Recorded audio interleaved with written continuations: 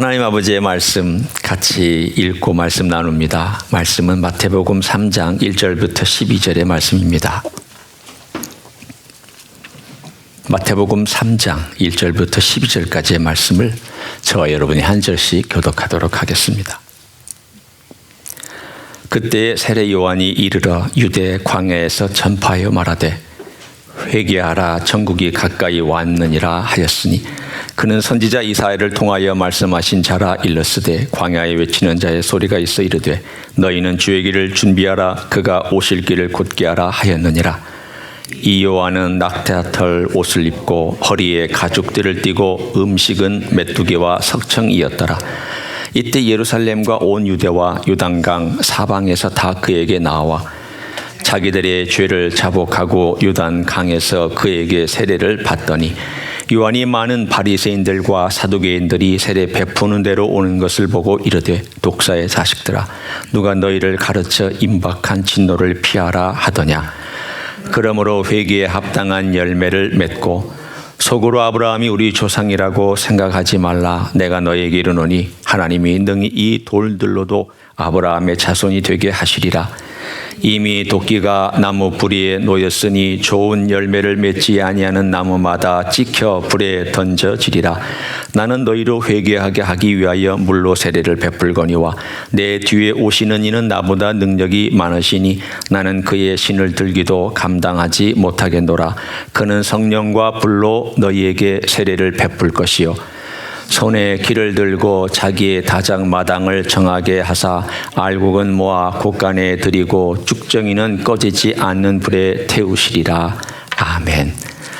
한 군데만 제가 읽어드리기를 원합니다. 여러분이 펴셔도 되고 듣기만 하셔도 됩니다. 그것은 마태복음, 동일한 마태복음이고요. 2절부터 6절까지 제가 쭉 읽어드리겠습니다. 요한이 옥에서 그리스도께서 하신 일을 듣고 제 아들을 보내어 예수께 여짜오되 오실 그이가 당신이오니이까 우리가 다른 일을 기다리오리이까.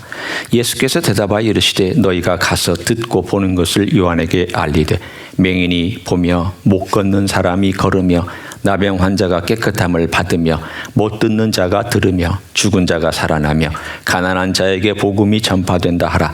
누구든지 나로 말미암아 실족하지 아니하는 자는 복이 있도다 하시니라. 아멘. 성경에 보면 예수님께서 칭찬하신 사람들이 있습니다. 그리 많지는 않아요. 그러나 그렇다고 아주 적지도 않습니다. 그 칭찬받는 사람들이 대부분 여성들입니다. 수로보니게 여인, 12년 혈류병 걸렸던 여인, 그리고 베다니의 마리아, 다 여인들입니다. 남자들 중에 칭찬받은 사람이 하나 있는데 그것은 이방인 백부장입니다. 유대인 남자 중에 칭찬받은 사람은 제가 성경에서 읽어볼 때 베드로가 가이사랴 빌립보에서 주는 그리스도시요 하나님의 아들이시니이다라고 고백했던 그 고백을 칭찬해 주신 것이지 베드로가 칭찬받는 것은 별로 없는 것 같습니다. 그걸 보면 성경에 적어도 복음서에 예수님께서 3년 동안 공생의 생활을 하시면서 칭찬받은 인물들을 뽑으라고 한다면 대부분 여성입니다.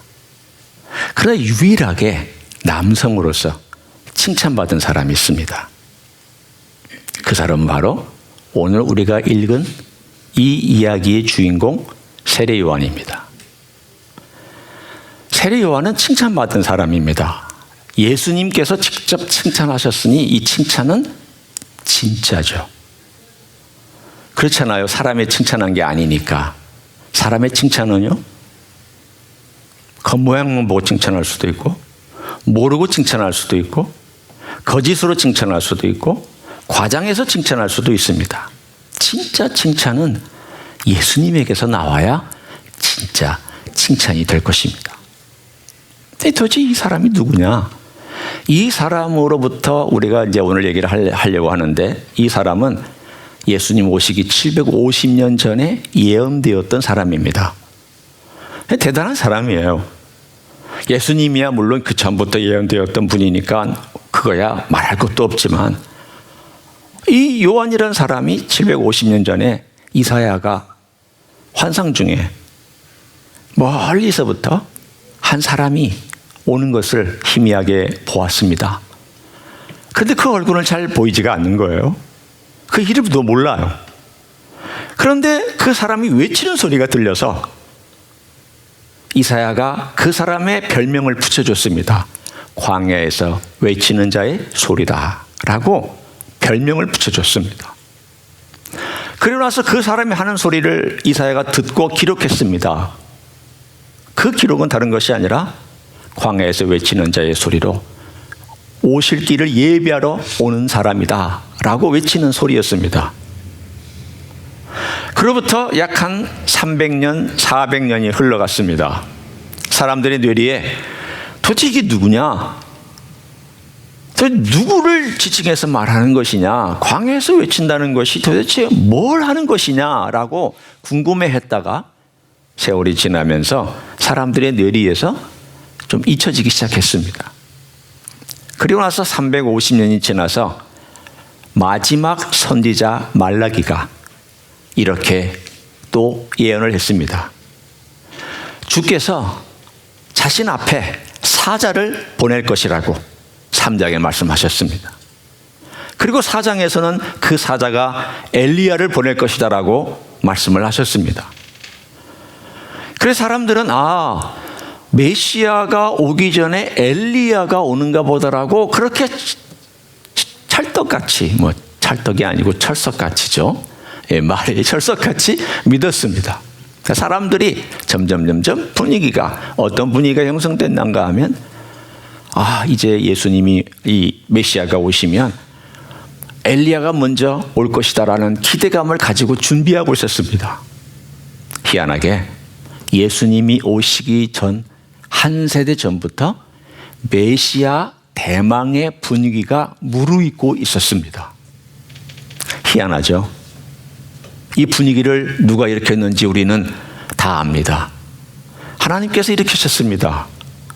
그 전에 없었던 메시아가 온다, 메시아가 온다, 메시아가 오면은 우리를 이 압제에서 해방시킬 것이다라고 하는 그런 기대감을 불러일으켰습니다. 한 세대 동안 계속 그런 분위기가 일어났습니다. 가짜 그리스도들이 많이 나타나서 사람들을 현혹시켰고, 그리고 그 분위기 속에서 나타났던 이 한 사람이 바로 세례 요한입니다. 그는 나타나자마자 광야에서 외쳤습니다. 회개하라, 천국이 가까웠느니라. 이 외침에 대하여서 사람들이 반응했습니다. 혹시 이제 지금이 바로 그때가 아닌가 해서 반응을 보이기 시작했습니다. 두 가지 반응이 있었습니다. 첫 번째 반응은 죄인들, 창기들, 세리들, 군인들, 대놓고 범죄한 집단들입니다. 이 사람들이 반응을 했습니다. 회개했습니다. 와서 세례를 받았습니다. 그런데 두 번째 반응이 있습니다. 두 번째 반응은 그 시대의 사회의 지도자들, 영적인 지도자들, 정치적인 지도자들, 그리고 종교적인 지도자들이었습니다. 이 사람들에게 세례 요한이 얘기합니다. 독사의 자식들아. 이 말은 요즘에 제가 표현할 수는 없지만 욕입니다. 한국 사람은 욕이 굉장히 많이 발달되어 있습니다. 제가 표현하지 못하는 욕들이 엄청 많습니다. 미국은 욕이 간단합니다. 미국의 영화를 보면 욕 많이 나오고, 일반 사람들 길거리에 가다 보면은 욕 쓰는 것 그냥 흔하게 문장 사이마다 욕이 들립니다. 그런데 그 욕 같은 저주가 이 독사의 자식입니다. 그러니 그 사람들이 이 말을 들을 때 기분이 좋겠습니까? 그래서 이 사람들이 얘기합니다. 너 누구냐? 너 누구길래 이렇게 거칠게 얘기하는 거냐? 네가 엘리야냐? 이 사람들이 질문을 잘했습니다. 왜냐하면 말라기의 예언을 기억하고 있었기 때문에. 너 엘리야냐? 그랬더니 이 사람이 대답합니다. 나 엘리야 아니다. 그러면 그 선지자냐?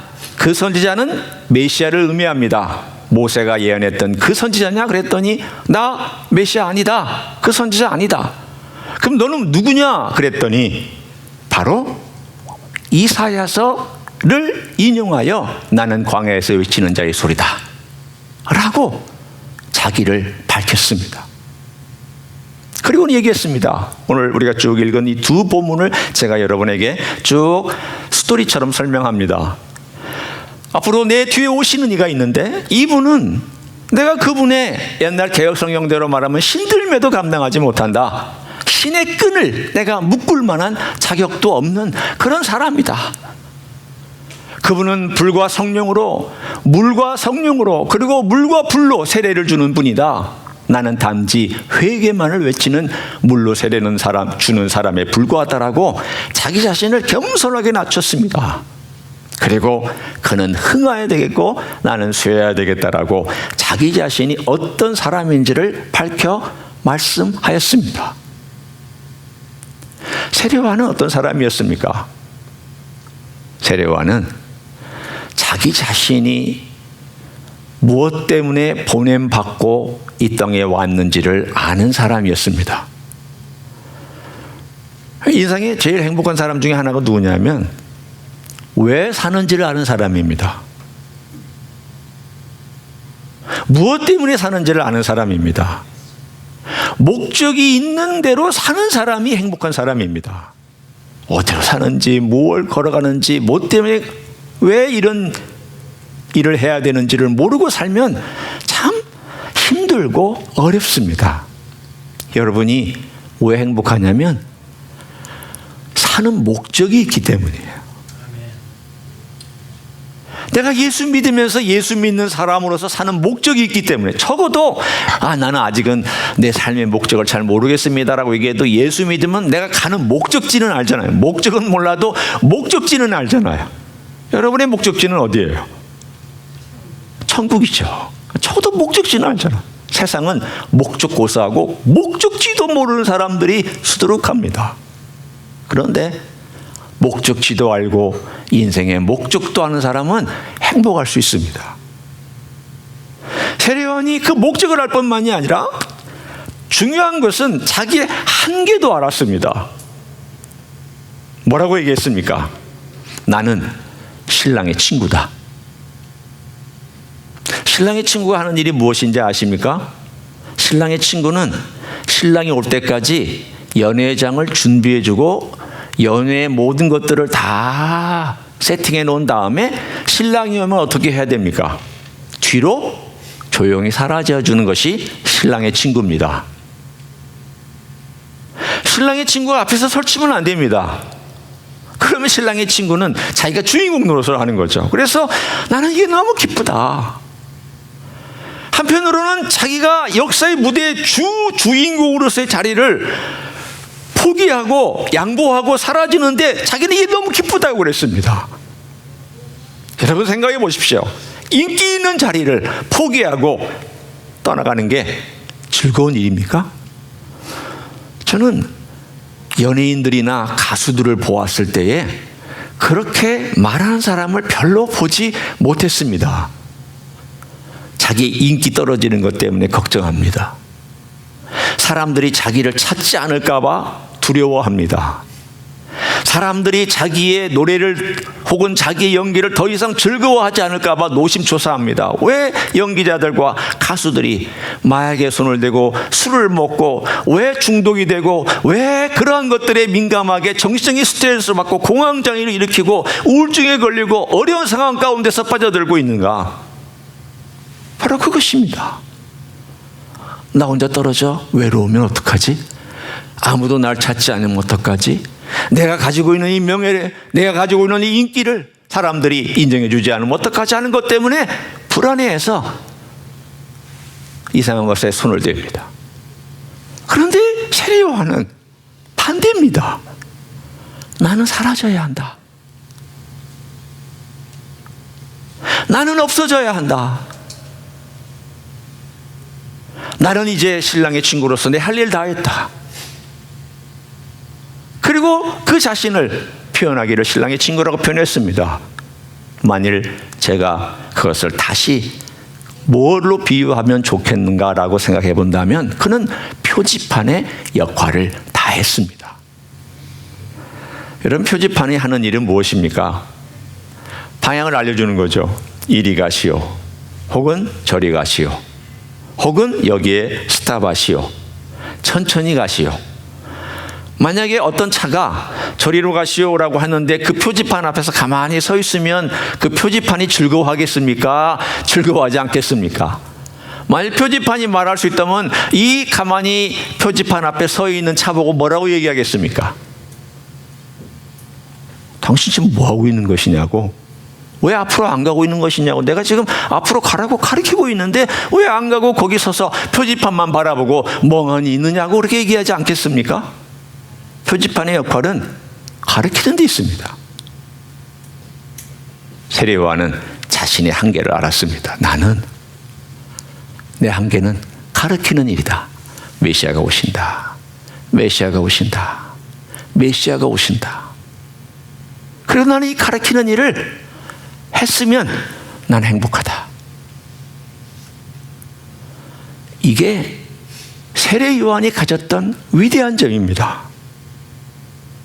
그 인생을 불꽃같이 살았고 그 인생을 사실은 예수님보다 6개월밖에는 먼저 오지 아니하는 동년의 사람으로서, 같은 나이의 사람으로서 예수님보다 조금 일찍 세상을 떠난, 아마 32 정도의 세상을 떠난 사람으로서 그의 가지고 있는 위대한 점이 무엇이냐? 사명도 알았고요, 자기의 분수와 한계를 명확하게 알았던 사람입니다. 그런 위대한 사람이 오늘 우리가 읽었던 11장에 보면 감옥에 갇혔습니다. 헤롯이 자기 동생의 아내를 빼앗아서 자기 아내로 삼은, 그러니까 간음을 했던 것 때문에 너 그러면 안 된다, 너 그것은 하나님이 기뻐하시는 것이 아니다라고 고발하자 시끄러워서 감옥에 가둬버렸습니다. 그리고서는 이 사람을 죽이지는 않고 살려줬습니다. 왜냐하면 선지자로 알고 있는 그를 죽이는 것이 큰 파장이 일어날까 봐 두려워서 그를 살려놓고 있었습니다. 어느 날 헤로디아가, 이 헤롯의 부인이 된 헤로디아가 이 헤롯이 술 취한 그 상황에서 자기 딸의 춤을 추면서 네가 뭘 원하느냐 했을 때 나는 세례요한의 목을 원한다고 해서 결국은 세례요한의 목이 거기서 잘려 죽는 사건이 일어났습니다. 자, 여러분이 생각할 때 이 세상에서 제일 불행한 사람 아닙니까? 만일 세례요한이 이 강단에 서 있다면 여러분은 어떻게 세례요한을 대우하시겠습니까? 수염은 덥수룩하고 머리는 길고 옷은 단벌 신사고 이런 양복 입지 않았을 겁니다. 이런 넥타이 매지 않았을 겁니다. 거친 옷 입었을 거고요, 그 얼굴도 태양볕에 거칠게 탔을 것이고 그의 머리 헝클어졌을 것이고 그의 수염 길었을 것입니다. 아마 여러분이 그 입에서 나오는 메시지를 들으면 깜짝깜짝 놀라는 거친 표현들 나타날 것입니다. 그 사람이 감옥에 갇혀 있습니다. 거침이 없었던 사람입니다. 헤롯 두려워하지 않았습니다. 로마 병정 두려워하지 않았습니다. 종교인들 두려워하지 않았습니다. 누구도 두려워하지 않았습니다. 그렇게 누구도 두려워하지 않던 사람이 감옥 속에 갇혀 있을 때 회의가 들었습니다. 어떤 회의가 들었느냐? 메시아와 맞아? 내가 소개한 이분이 메시아가 맞는가? 그러면 내가 소개한 메시아가 맞는가라고 하는 생각을 했을 때에 그의 마음속에 드는 회의는 무엇입니까? 내가 제대로 살았나? 나는 제대로 그 사명대로 했나? 여러분 한번 생각해 보십시오. 내가 누군가를 소개해서 어느 자리에 오시라고, 그리고 이분을 믿을만하다고 소개를 했는데 이 사람이 영 내가 소개한 것과 딴판으로 행동하고 있으면 여러분 어떤 마음이 듭니까? 내가 잘못 소개했나? 내가 이분을 잘못 얘기했나? 내 사명이 그것이었는데 내 인생은 뭐야 지금? 나는 이것 때문에 왔고 광야에 외치는 자의 소리로 살아왔고, 나는 이것을 위해서서 광야에서 외쳤고, 그 길을 준비하기 위해서 세례를 베풀었고, 나는 많은 사람들에게 회개하라고 외쳤고, 내 뒤에 오시는 이가 나보다 능력 많다고 얘기했는데 이게 뭐야 이게 지금? 왜 그렇습니까? 자, 이제 오늘 본문에 세례 요한이 어떻게 예수를 소개했는지를 여러분이 들어보십시오. 12절입니다. 3장 12절 제가 읽습니다. 손에 기를 들고 자기의 타작마당을 정하게 하사 알곡은 모아 곳간에 들이고 죽정이는 꺼지지 않는 불에 태우시리라. 여러분이 이 표현을 들으면 생각나는 단어가 있습니다. 어떤 단어입니까? 한번 생각해 보세요. 자, 제가 다시 읽습니다. 손에 키를 들고 자기의 타작마당을 정하게 하사 알곡은 모아 곳간에 들이고 쭉정이는 꺼지지 않는 불에 태우시리라. 어떤 메시아를 지금 소개하고 있습니까? 심판하시는 메시아를 소개하고 있습니다. 지금 예수님이 오시면 세상이 정결해질 것을 기대했습니다. 악이 사라질 것을 기대했습니다. 공의가 세워질 것을 기대했습니다. 질서가 잡힐 것을 기대했습니다. 그런데 아무런 변화가 일어나지 않았습니다. 그러자 세례요한의 마음속에서 회의가 들었습니다. 이분이 정말 메시아인가? 메시아가 오면은 이 세상이 좋아져야 되지 않을까? 정치 제도가 바뀌어져야 되지 않을까? 무언가 획기적인 일들이 안 일어난다 할지라도 뭔가 변화의 조짐들이 나타나야 되지 않을까? 그런데 왜 아무런 변화의 조짐들은 나타나지 않는 것일까? 제자들을 시켜서 사회에 어떤 일이 일어나고 있는지 물어보라고 했습니다. 그랬더니 제자들이 와서 이렇게 얘기를 합니다. 헤롯은 너무 건강하게 잘 있고요. 로마의 군대는 힘있게 다스리고 있고, 백성들은 여전히 죄를 짓고 있고, 제사장들은 여전히 부유하게 떵떵거리며 살고, 바리새인들은 전혀 바뀔 가능성이 없고 아무런 사회의 인생에 변화가 없습니다. 세례요한님, 우리가 잘못 가르친 거 아닙니까? 그러자 세례요한이 감옥에서 제자를 다시 보내서 그러면 예수에게 가서 물어봐라. 이렇게 물어봐라. 당신이 내가 기다리는 분 맞습니까? 아니면 다른 사람을 기다려야 됩니까? 바꿔 얘기하면 당신이 내가 기다리던 메시아 만나는 뜻입니다. 그래서 오늘 우리가 읽은 11장에 이제 예수님과 그 제자들이 만난 장면이 나옵니다. 제자들이 와서 묻습니다. 똑같이 물어봅니다. 그랬더니 예수님께서 대답을 해주셨습니다. 가서 요한에게 이렇게 일러라. 눈먼 자가 눈을 뜨고, 듣지 못하는 자가 듣고, 걷지 못하는 자가 걷고, 나병 환자가 일어서며 죽은 자가 살고 가난한 자에게 복음이 전파된다 하라. 이 말씀은 이사야서 35장의 말씀입니다. 여러분 잘 들어보세요. 세례요한이 이사야서 40장, 41장, 42장을 통하여서 나는 광야에서 외치는 자의 소리라고 소개하자, 요한아, 너 지금 이사야서 잘 알고 있지? 너는 이사야서를 잘 외우고 있지? 그러면 앞으로 몇 장만 더 가봐. 앞으로 조금만 더 가봐. 그러면 거기에 뭐라고 얘기하고 있는지 네가 알 수 있지 않겠느냐? 메시아가 오면 무슨 일을 하겠는지 말하고 있지 않느냐? 이사야서 35장의 이야기를 그대로 해주셨습니다. 무슨 얘기입니까? 세례 요한에게 예수님께서 가르치고 있는 내용입니다. 그러나 돌려서 가르치고 있습니다. 어떻게 돌려서 가르치고 있는가 하면, 세례 요한아, 내가 온 목적은 심판하기 위해서 온 것이 아니다.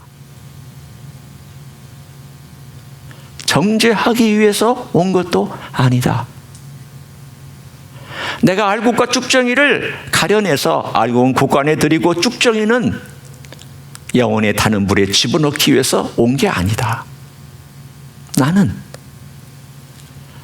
죄에 지든 자를 구원하고 병든 자를 일으키고 죽은 자를 살려내고 아픈 자를 위로하고 상처받은 자를 치료하기 위해서 이 땅에 왔다. 이게 나다. 너는 지금 이해 못할 거다. 우리는 이런 예수님을 잘 이해 못합니다. 지금도 이해를 못합니다. 왜 지금도 이해를 못하냐면, 보십시오. 죄송하지만 트럼프를 비롯한 복음주의 많은 사람들이 기독교가 무슨 정치 세력화해서 무언가 영향력을 행사하고 이 세상을 변화시키는 일을 해야 된다고, 조직을 바꿔야 된다고 얘기를 하지만, 예수님께서 정말 조직을 바꾸셨는지, 예수님께서 정말 정치를 바꾸셨는지, 그게 가장 중요한 예수님의 복음의 핵심이었는지 복음서를 읽어보십시오. 아니, 바뀔 수 있습니다. 때가 되면 그런 것들이 영향을 줄 수 있습니다. 그러나 그게 가장 근본은 아니었습니다. 예수님 로마 제도 바꾸지 않았습니다. 예수님 사두개인 바로 바꾸지 않았습니다. 바리새인들 야단 치셨지만은 바리새 제도에 대해서 바꾸시지 않았습니다. 뭘 예수님께서 하셨냐면, 가난한 나 같은 사람을 불러다가 치료해 주셨습니다. 고쳐주셨습니다. 창기들을 만나서 그 죄를 용서해 주셨습니다. 만나서 위로해 주셨습니다. 불쌍히 여겨 주셨습니다. 이런 첫 번째 주님의 초림에 대한 목적을 사람들은 전혀 이해를 못했습니다. 세례 요한도 이해 못했습니다. 제자들도 이해를 못했습니다. 여러분, 예수님의 초림은 심판을 위해서 오신 것이 아니라 구원을 위해서 오신 것입니다. 예수님의 초림은 세상 죄를 지고 하는 어린 양으로서 오셨고 유다의 사자로 오신 것이 아닙니다. 예수님의 초림은 구세 주로서 오신 것이고 심판주로서 오신 것이 아닙니다. 재림 때는 그렇게 오실 것입니다. 그러나 적어도 지금은 아닙니다.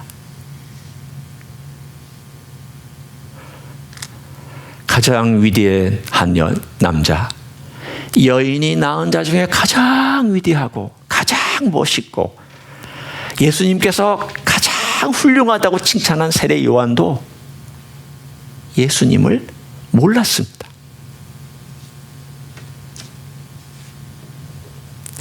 그만큼 예수님의 복음은 우리를 헷갈리게 합니다. 아, 복음이 뭐야? 복음이 뭐야?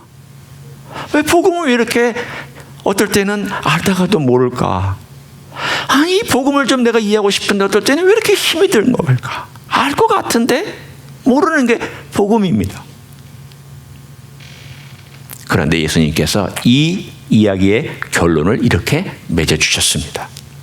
잘 들어보십시오. 11장 6절의 말씀입니다. 누구든지 나로 말미암아 실족하지 아니하는 자는 복이 있도다.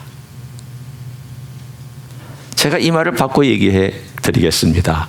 이 말을 바꾸면 이런 뜻입니다. 가서 요한에게 일러라. 요한아, 너는 지금 나의 계획과 나의 방식을 이해하지 못할 것이다. 네가 감옥에 갇혀 있고 여전히 이 세상의 악이 횡행하며 정치 제도가 바뀌지 않는 것 때문에 너는 회의가 들 것이다. 과연 메시아 시대가 왔는가 하고 너는 마음속에 궁금해하며 너는 여러 가지로 과연 내가 제대로 살았는가 그렇게 얘기할 것이다.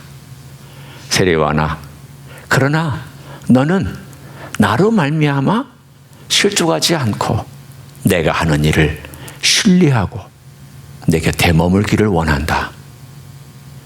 너는 나를 신뢰할 수 있느냐? 그 뜻입니다.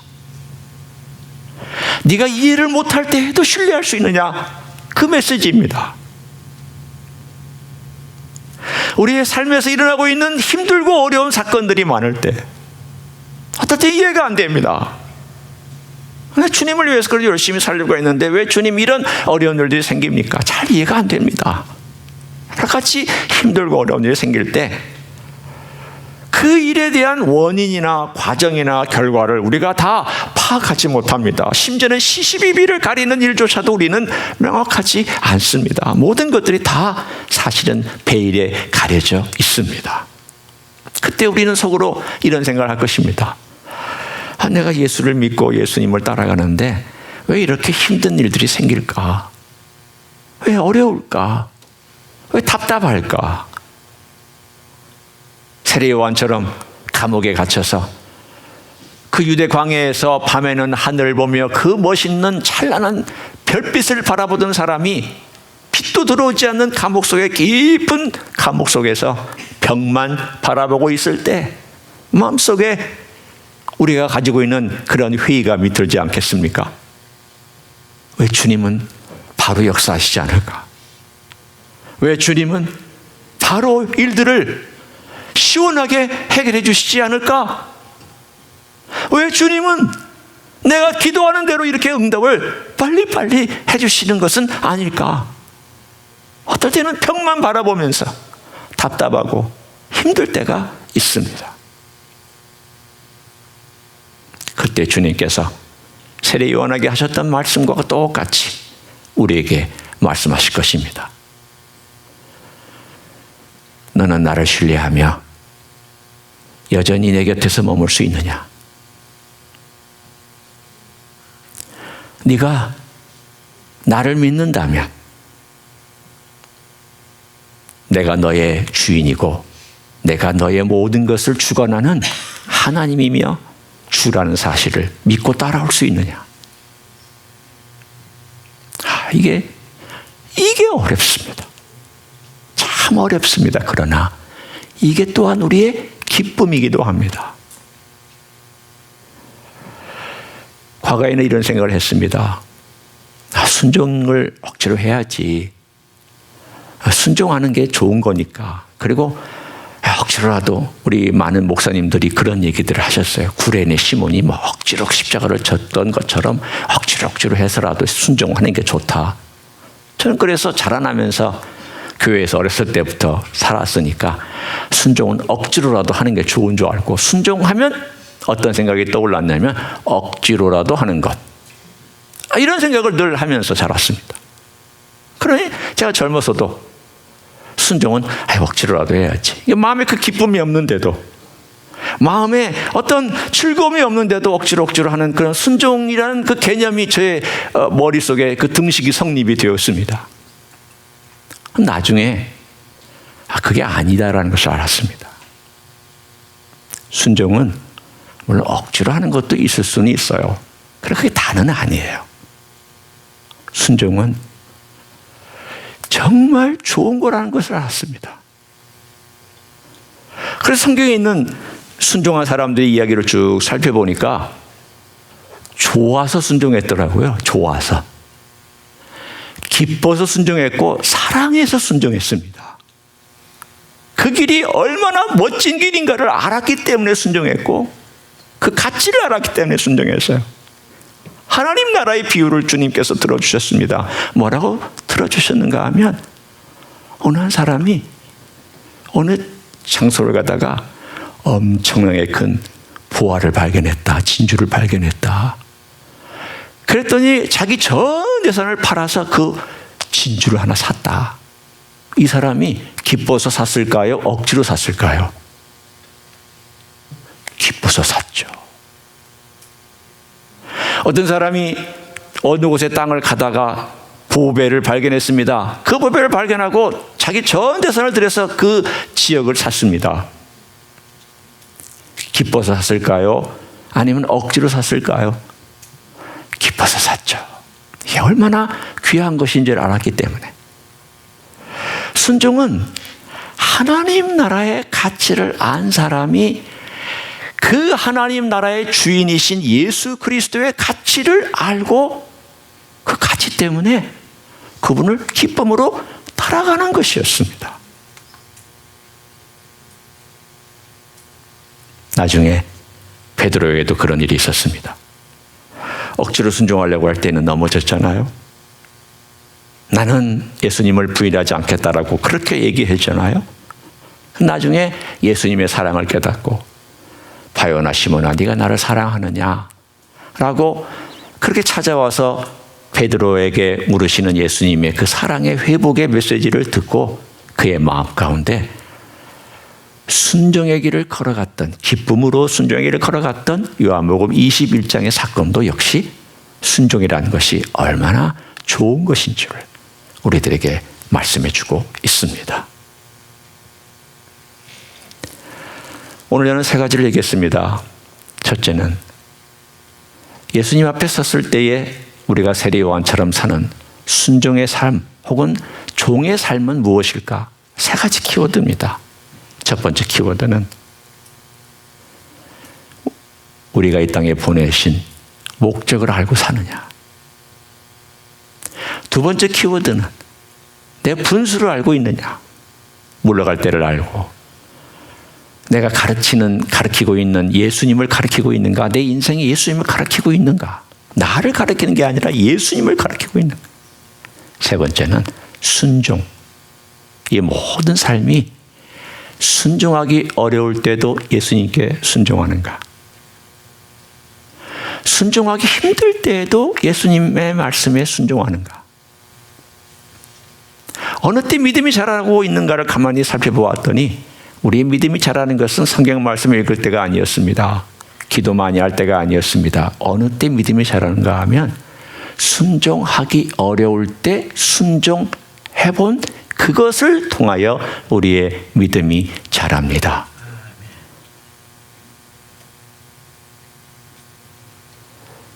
우리의 삶을 기쁨으로 주님, 내가 주님의 가치를 알고 이 순종을 하면서 순종하기 어렵지만 제가 주님을 사랑하고 의지하기 때문에 해보겠습니다. 말씀에 의지해서 해보겠습니다라고 고백하며 순종을 통하여 믿음이 발전하고 성장하는 여러분 되시기를 예수님의 이름으로 간절히 축원합니다. 기도하겠습니다.